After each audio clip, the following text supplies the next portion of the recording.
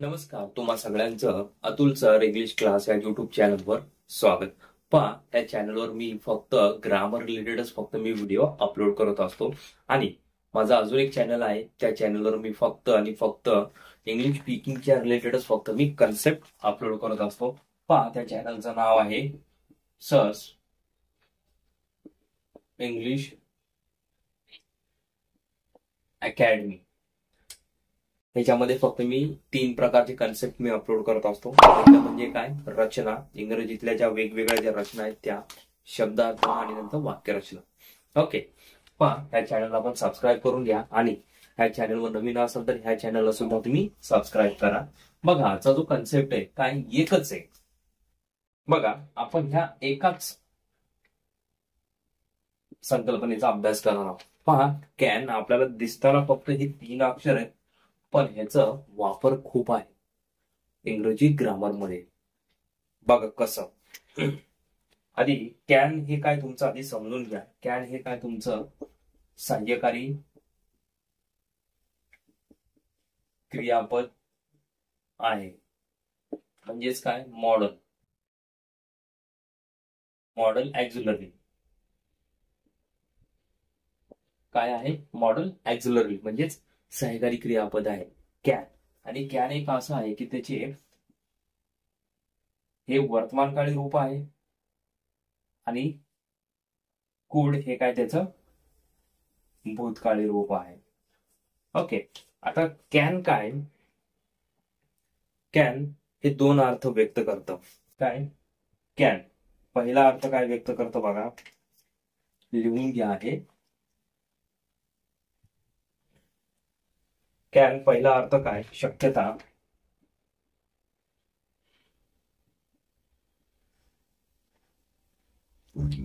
संमती, चौगलं म्हणजेच इंग्लिश मध्ये काय, परमिशन आणि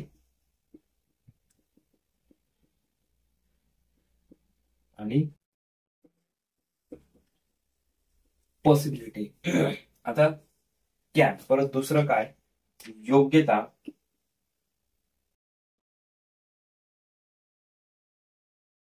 लायकी आणि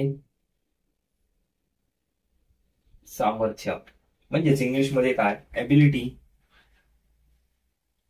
एबिलिटी आणि कॅपॅसिटी. ओके, कॅन काय, हे 2 त्याचे अर्थ व्यक्त करतात. आता कॅनचं भूतकाळी रूप काय आहे, कुड. हे लक्षात ठेवा. वर्तमान काळात कॅन आणि भूतकाळात कुड व भविष्य काळासाठी कॅनच्या ऐवजी बघा, हे झालं भूतकाळी रूप. आता याचं भविष्यकाळी रूप काय आहे, विल, शाल प्लस बी एबल टू. काय हे आहे याचं भविष्यकाळी रूप. बघा, हे लक्षात घ्या तुम्ही. हे वर्तमानकाळी रूप आहे, हे भूतकाळी रूप आहे आणि हे भविष्यकाळी रूप आहे. कशाचं, कॅनचं. बघा, म्हणजेच भविष्य काळासाठी कॅनच्या ऐवजी तुम्ही हे वापरू शकता. आता एबल टू च्या पूर्वी टू बी ची रूप पण वापरतात. बघा, आता आपला हा कन्सेप्ट पाहू, कॅन कुडचं संपलं. आता याच्यामध्ये बघा, हे जे लिहून देतोय ना, हे व्यवस्थित लिहून घ्या. यावर तुमचं ग्रामर बऱ्यापैकी टिकलेलं आहे, 8वी पासून टिल 12वी पर्यंत. बघा, कॅन काय आहे, तुमचं वर्तमानकाळी रूप. आता ह्याच्यामध्ये एम, इज, आर प्लस नंतर काय आहे, एबल टू. ओके, नंतर बघा, भूतकाळ असेल तर इथं एम, इज, आरच्या ऐवजी काय, वॉज वर आणि एबल टू. ओके, आता याचं भविष्य म्हणलं तर बघा काय, will oblique shall plus B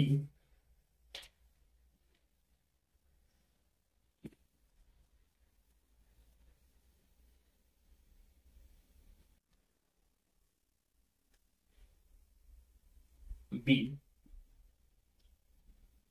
able to.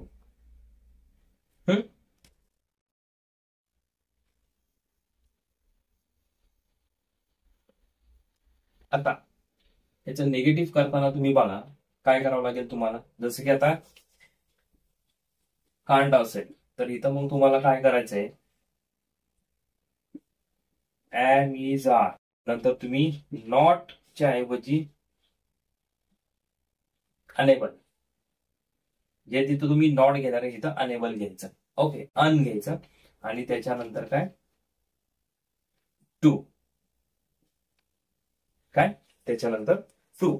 Same was were घेतलं त्याच्यानंतर काय करायचं, नॉट वापरायचं असेल तर नॉट वापरू शकता.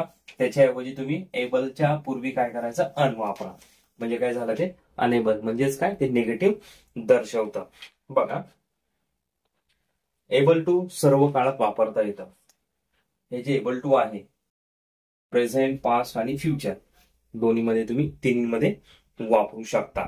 वर्तमान काळात कॅन व एबल टू एकमेकांना पर्याय म्हणून वापरतात. सपोज जर तुम्हाला पेपरमध्ये वाक्य दिलं जसं की आय कॅन गो आणि सांगितलं की एबल टू, तर मग तुम्हाला समजून घ्यायचं की काय वापरायचं तुम्हाला, हा वाला प्रकार. जर कुड असेल तर हा वाला प्रकार. ओके, जसं की बघा एक वाक्य सांगतो, I am able to go. I am able to go. भूतकाळी असेल तर विल बी एबल टू, म्हणजे I will be able to go there. आलं लक्षात. आता ह्याच्यामध्ये हे पर्याय म्हणून वापरलं जातं.